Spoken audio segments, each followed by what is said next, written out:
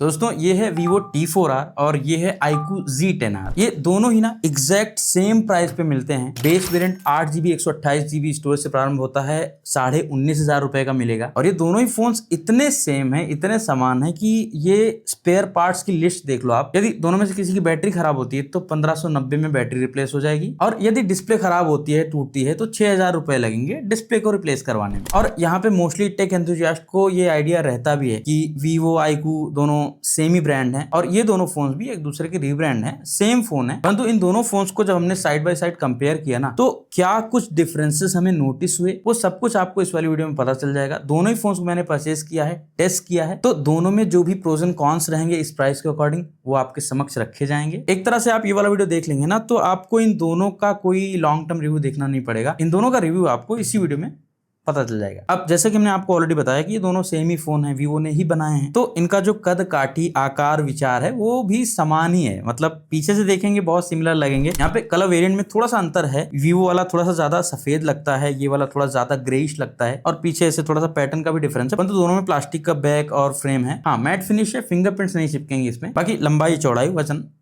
समान है। दोनों में आप डुअल नैनो सिम का उपयोग कर सकते हैं। यहाँ पे ई सिम या फिर माइक्रो एसडी कार्ड लगाने की कोई व्यवस्था नहीं है। दोनों में camera module, in hand feel, और एक चीज सेम है, दोनों में जो हैप्टिक फीडबैक आपको मिलेगा ना यूज करते टाइम, सेम ही मिलेगा, क्योंकि दोनों में ना ERM हैप्टिक मोटर का उपयोग करा गया है। यहाँ पे जो हैप्टिक मोटर होती है ना स्मार्टफोन्स में, मेनली दो टाइप की होती हैं। एक ERM जो पुराने फोन्स में भी यूज होती थी, वैसे घूम के झंझनाने वाला कंपन उत्पन्न करती थी, और एक टाइप होता है LRA जो आपने देखा होगा ना थोड़े महंगे फोन्स में, आईफोन में, सैमसंग में, OnePlus यूज करता है। उस मैकेनिज्म में एकदम प्रिसाइज हैप्टिक फीडबैक मिलता है। तो इन दोनों में ERM अर्थात थोड़ा सस्ता वाला हैप्टिक फीडबैक आपको मिलेगा। हाँ, एक बात अच्छी लगी जो दोनों में डिस्प्ले यूज करेगी। पहली बात, ये क्वाड कर्व्ड है, फुल HD प्लस रेजोल्यूशन है, 120 हर्ट्ज का रिफ्रेश रेट है इसमें। परंतु हाई रिफ्रेश रेट सेट करने के पश्चात भी आपको बहुत से थर्ड पार्टी एप्लीकेशन में 120 हर्ट्ज का सपोर्ट देखने को नहीं मिलेगा। तो उसके लिए आप मैनुअली एप्लीकेशंस को 120 हर्ट्ज पे फोर्स कर सकते हैं, यहाँ पे विकल्प दिया गया है। बाकी डिस्प्ले में कलर्स अच्छे दिखते हैं, शार्पनेस अच्छी है। आउटडोर्स में भी एकदम धूप में यूज करेंगे तब भी डिस्प्ले आपको एकदम अच्छे से विजिबल रहेगी, और लो ब्राइटनेस पे भी यूज करेंगे तब भी आई फैटिग होने के चांसेस कम रहेंगे, क्योंकि यहाँ पे हाई फ्रीक्वेंसी PWM डिमिंग का उपयोग करा गया है। वैसे इसमें क्वाड कर्व वाली डिस्प्ले लगाई गई है, और Vivo की डायमंड शील्ड ग्लास प्रोटेक्शन दोनों फोन्स में मिलती है, और दोनों में ही एक pre applied thin film screen protector भी है, और इन डिस्प्ले स्कैनर है दोनों में, जो कि बढ़िया काम कर रहा है। हालांकि मैंने 4K 60 FPS HDR video playback करा था यूट्यूब में, और Vivo T4R में ना भाई HDR प्रोसेसिंग बहुत अच्छी हो नहीं रही थी, तो यहाँ पे कलर्स एकदम फेडेड से आ रहे हैं। तो ये एक दिक्कत लगी मुझे Vivo में। Netflix में भी HDR10+ का सपोर्ट है,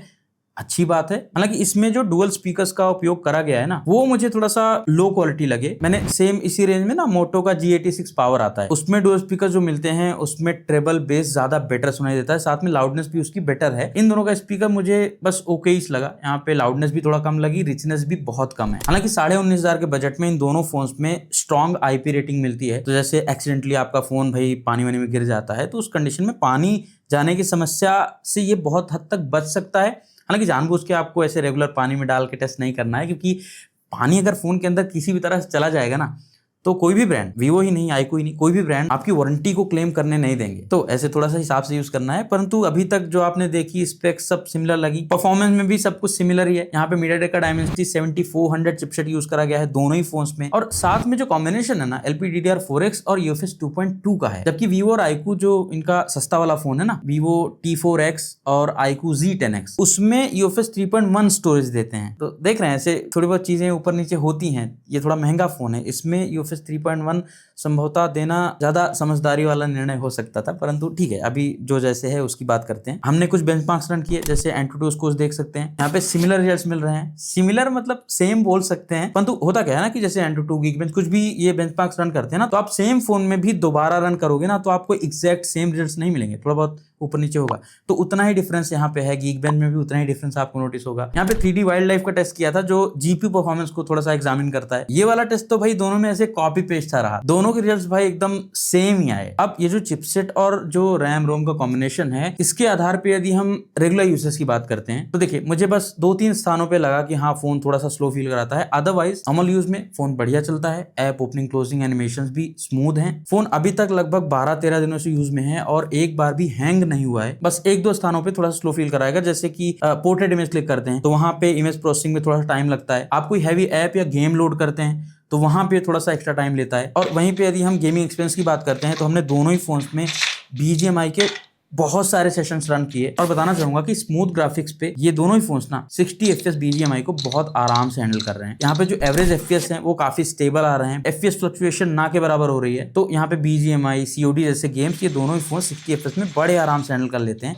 हाँ, जैसे हमने गेंशिन इम्पैक्ट ट्राई किया था तो जाहिर सी बात है थोड़ा सा वो हैवी ग्राफिकल गेम है, महंगे फोन्स में भी उतनी अच्छी परफॉर्मेंस नहीं मिलती, तो इन फोन्स में भी लाइक 60 FPS आपको नहीं मिल पाएगा एकदम से कांस्टेंट। तो परफॉर्मेंस का भी यही कंक्लूजन है, दोनों में सेम परफॉर्मेंस मिलेगी आपको। एक बात अच्छी है कि दोनों ही फोन्स ना एक्स्ट्रा हीट या फिर ओवर हीट नहीं होते हैं। हमने जो भी टास्क किए हैं फोन का अधिकतम तापमान भी नियंत्रण में ही रहा है। अच्छा, कैमरा से पहले दोनों का एक बार सॉफ्टवेयर देख लिया जाता है। उसके पहले यदि आपने वीडियो को अभी तक लाइक नहीं किया है तो लाइक अवश्य करिए और चैनल को सब्सक्राइब भी कर सकते हैं। आपको निरंतर ऐसे अनबायस्ड प्रोज एंड कॉन्स वाले रिव्यूज कंपेरिजन हमारे यूट्यूब चैनल पे देखने को मिलते हैं बिना किसी ब्रांड प्रेशर के। जैसे अभी सॉफ्टवेयर की बात करते हैं तो देखो दोनों ही फोन्स FunTouch 15 पे चलते हैं जो कि बेस्ड है एंड्रॉइड 15 पे। यहाँ पे जब हमने दोनों को पहली बार सेटअप किया था ना तो कोई मेजर ब्लॉटवेयर मुझे नहीं मिले थे इसमें।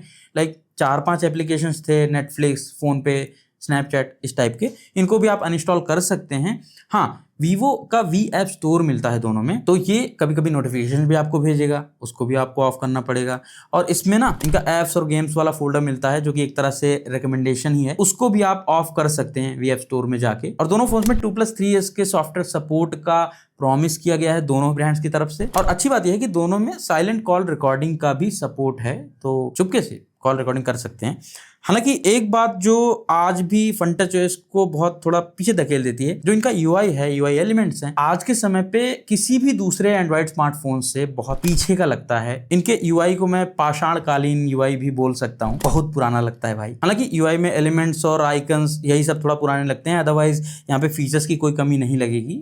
एप्स को क्लोन कर सकते हैं, लॉक वॉक कर सकते हैं। इनफैक्ट मैं तो Vivo iQOO कोई भी फोन आता है ना तो उसमें आइकन से लेबल हटा देता हूँ, थोड़ा आइकन साइज बड़ा कर लेता हूँ, मुझे ज्यादा क्लीन लगता है, अच्छा लगता है। हालांकि सेम टाइम पे एक अच्छी बात भी नोटिस करी UI में, इन दोनों फोन्स में ना रैम मैनेजमेंट का कोई इशू नहीं है। लाइक फोन जो बैकग्राउंड में ऐप्स चलते रहते हैं उनको एग्रेसिवली किल नहीं करता अपने आप अपनी मर्जी से। रिसेंटली मैंने Vivo T4 Ultra का वीडियो बनाया था, उसमें आपको बताया था कि उसका रैम मैनेजमेंट ना बहुत वीक है, कोई भी ऐप चला के आप रख दोगे वो थोड़ी देर बाद उसको किल कर देता है। ऐसा इशू इनमें नहीं है। बाकी AI के फीचर्स थोड़ा बेसिक वाले मिलते हैं इसमें, जैसे कि AI इरेज है, ये बढ़िया काम करता है। इसके अलावा AI note assist, photo enhance, ये सारे फीचर्स मिलते हैं। एक चीज नोटिस करी, जैसे किसी इमेज पे प्रेस एंड होल्ड करते हैं तो सब्जेक्ट कट आउट हो जाता है ना, वो फीचर इसमें नहीं है। तो इसलिए कह रहा हूँ कि AI के ना बेसिक वाले फीचर्स ही मिलते हैं। जैसे कि रिसेंटली मैंने Vivo का X200 FE है उसका भी रिव्यू किया था और उसमें AI के ज्यादा फीचर्स मिलते थे। उसकी वीडियो भी प्रॉपर प्रोज एंड कॉन्स के साथ बनाई है, लिंक डिस्क्रिप्शन में है।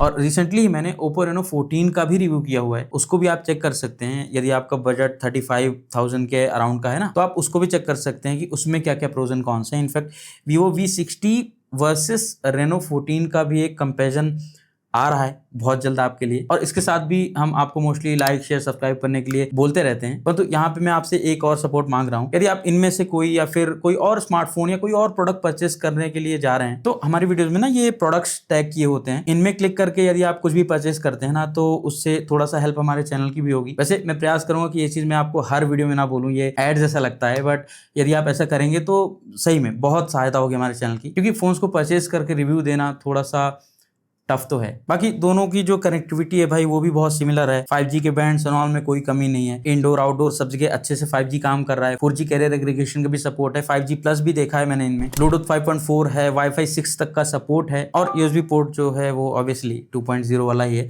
परंतु NFC नहीं है। मान लीजिए आपके लिए ये एक महत्वपूर्ण फीचर होता है तो NFC नहीं है इन दोनों ही फोन्स में, और ना ही आयर ब्लास्टर दिया गया है इनमें। और कैमरा सेगमेंट में बता दूं कि इन दोनों फोन्स में ना अल्ट्रा वाइड भी नहीं है, परंतु जो मेन कैमरा है वो 50 मेगापिक्सल का है विद OIS और 2 मेगापिक्सल का एक डेप्थ सेंसर है, और फ्रंट कैमरा है 32 मेगापिक्सल का। अब इन दोनों ही फोन्स को ब्रांड ने भाई बहुत प्रमोट किया कि फ्रंट कैमरा से आप 4K में वीडियो रिकॉर्ड कर सकते हैं, व्लॉगिंग कर सकते हैं। तो उसकी क्या सच्चाई है उस पर आएंगे, परंतु उसके पहले थोड़ा सा हम फोटोज देख लेते हैं। तो देखिए जो मेन कैमरा है ना Sony IMX 882 है दोनों में। यहाँ पे मोस्टली कंडीशंस में आपको डायनामिक रेंज अच्छी मिल जाएगी, एकदम से जैसे हार्श लाइटिंग में क्लिक करते हैं ना इमेज, तो उस कंडीशन में हाईलाइट्स को ज्यादा प्रायोरिटाइज करता है, यहाँ पे शेडो एरिया को थोड़ा सा ये डार्क बना देता है। हालांकि Vivo iQOO के बाकी फोन्स की तरह ही ना इसमें भी कलर प्रोफाइल्स अलग अलग मिलती हैं आपको, जैसे विविड, टेक्सचर्स, इसमें थोड़ा सा एक्स्ट्रा कॉन्ट्रास्ट आ जाता है, फिर नेचुरल का ऑप्शन आता है, इसमें थोड़ा सा कलर्स आपको नेचुरल दिखेंगे, चाहे डे लाइट हो या आर्टिफिशियल लाइटिंग कंडीशन हो, दोनों कलर्स बढ़िया मैनेज कर रहे हैं। और यदि हम पोर्ट्रेट्स की बात करते हैं ना, तो यहाँ पे पहली बात आपको 3 फोकल लेंस मिलती हैं, एक 1x है, एक 1.5x है और एक 2x है। ये डिजिटल जूम करके थोड़ा सा जूम इन पोर्ट्रेट्स आपको देगा। तो जैसे डे लाइट में आप इमेज क्लिक करते हैं तो वहां पे 1x में 2x में भी ठीक ठाक डिटेल्स मिल जाती हैं, वहां पे कोई दिक्कत नहीं लगी मुझे। एज डिटेक्शन एकदम परफेक्ट नहीं लगा, बट इस बजट में इतनी कंप्लेंट्स नहीं कर सकते। परंतु जैसे लो लाइट में 1x पोर्ट्रेट कैप्चर करेंगे वहां पे उतनी दिक्कत नहीं लगी, थोड़ा सा स्किन को स्मूथ करता दिखा। परंतु 2x में जाएंगे ना तो स्किन बहुत ज्यादा स्मूथ हो जाती है और कई स्थानों पे देखा कि ये ह्यूमन स्किन को थोड़ा सा वाइट करता है डे लाइट में भी। और जो फ्रंट कैमरा है ना 32 मेगापिक्सल का है, डिटेल्स बहुत अच्छी हैं, लाइक जूम करेंगे तब भी आपको अच्छी डिटेल्स मिल जाएंगी, शार्पनेस बहुत अच्छी है, कलर्स भी, स्किन टोन्स भी मुझे ओवरऑल अच्छे लगे। हाँ, इसकी जो फोकल लेंथ है ना वो 28 mm है, तो काफी जूम्ड इन सेल्फीज ये कैप्चर करता है, बहुत ज्यादा वाइड व्यू आपको नहीं मिलेगा फ्रंट कैमरा से। और जो मेन कैमरा है ये 4K 30 fps में अच्छी स्टेबल, मतलब ठीक ठाक स्टेबल वीडियोस बना लेता है। यहाँ पे कलर्स भी काफी नेचुरल लगे और अगेंस्ट द लाइट भी एक्सपोजर बैलेंस भी ठीक ठाक लगा, मतलब प्राइस के हिसाब से जज कर रहा हूँ यहाँ पे मैं, यहाँ पे उतनी बड़ी दिक्कत नहीं लगी। परंतु जो फ्रंट कैमरा में इनका क्लेम है ना कि भाई व्लॉगिंग कर सकते हो, तो सैंपल दिखाता हूँ मैं आपको Vivo T4R का। ये वीडियो फ्रंट कैमरा शूट कर रहा हूँ मैं 4K 30 fps में वॉक करते हुए, बहुत धीमे धीमे वॉक कर रहा हूँ और कुछ ऐसी वीडियो स्टेबिलिटी मिलती है। तो front camera 4K 30 fps video record कर सकता है, डिटेल्स अच्छी हैं, स्किन टोन्स अच्छी हैं, परंतु स्टेबिलिटी के नाम पे कुछ भी नहीं है। आप व्लॉगिंग करते हो तो चलते हुए भी वीडियोस बनानी पड़ सकती हैं, उस स्थिति में भाई आपको एकदम हिलती डुलती बहुत ही ज्यादा शेक वाली वीडियोस मिलेंगी। बाकी बहुत लोग पूछते हैं डुअल व्यू वीडियो रिकॉर्डिंग है नहीं, तो वो है इसमें। इसके अलावा कैमरा को कंक्लूड करूँ ना तो इस प्राइस के हिसाब से कैमरा डिसेंट बोलूंगा। यहाँ पे फ्रंट कैमरा में स्टेबिलिटी हो सकती थी और साथ ही अल्ट्रा वाइड कैमरा भी हो सकता था 8 मेगापिक्सल का ही। परंतु अभी मैं आपको ना बैटरी का हाल बताने वाला हूं। देखो दोनों ही फोन्स में ना 5700 mAh की बैटरी मिल जाती है, 44 वॉट की फास्ट चार्जिंग सपोर्ट करता है। वीवो का फोन है तो आपको अडेप्टर 44 वॉट का बॉक्स में मिलेगा, कोई दिक्कत नहीं वहाँ पे। और दोनों ही फोन्स में ना बाईपास चार्जिंग का भी सपोर्ट होता है, तो जैसे आप गेमिंग कर रहे हैं, कुछ हैवी टास्क कर रहे हैं, तो उस कंडीशन में बाईपास चार्जिंग इनेबल कर देंगे ना तो अडेप्टर से जो पावर है वो डायरेक्टली चिपसेट में जाएगी, ना कि बैटरी में, तो फोन हीट थोड़ा सा उस टाइम पे कम होगा। खैर नॉर्मली हमने इन दोनों का चार्जिंग टेस्ट किया हुआ है, दोनों ही फोन्स लगभग 1 घंटे 20 मिनट के अराउंड में फुल चार्ज होते हैं और 35 से 36 मिनट लग जाता है इनको 50% चार्ज होने में। परंतु बैटरी बैकअप की बात करूँ ना तो एक बात अच्छी लगी, इन दोनों फोन्स में जो चिपसेट लगाया गया है MediaTek का Dimensity 7400, ये MediaTek के बाकी चिपसेट्स की तरह ना बहुत ज्यादा पावर हंग्री नहीं है। जैसे कि रिसेंटली मैंने बताया ना कि Reno 14 का रिव्यू बनाया था, वो बहुत ज्यादा पावर कंजम्पशन करता है, उसमें Dimensity 8350 चिपसेट है, 8450 भी बहुत ज्यादा ऑप्टिमाइज्ड नहीं है, इनफैक्ट 9300 प्लस भी बहुत अच्छा ऑप्टिमाइज्ड चिपसेट नहीं है बैटरी बैकअप के पॉइंट ऑफ व्यू से देखते हैं तो। अच्छा, अब समय आ चुका है एक मुख्य प्रश्न का उत्तर देने का कि भाई इन दोनों में से आपको कौन सा लेना चाहिए। तो देखिए आपने देख ही लिया, दोनों सेम ही फोन है, सेम वीवो की फैक्ट्री में बने हैं, दोनों की सर्विस भी आपको वीवो ही देगा। यहाँ पे बस ब्रांड्स ऐसे फोन्स को रीब्रांड करके ना थोड़ा डिफरेंट चैनल से बेचती हैं और थोड़ा डिफरेंट मार्केटिंग स्ट्रेटजी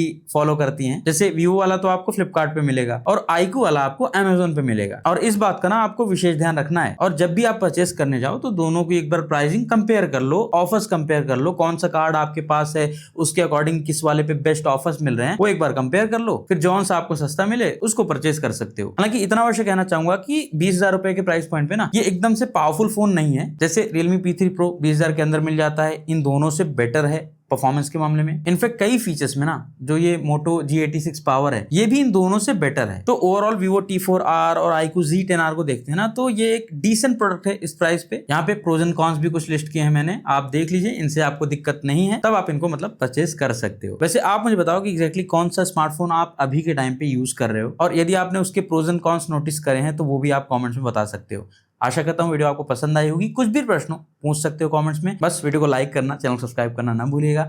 हम मिलेंगे आपसे अगले वीडियो में। नमस्कार।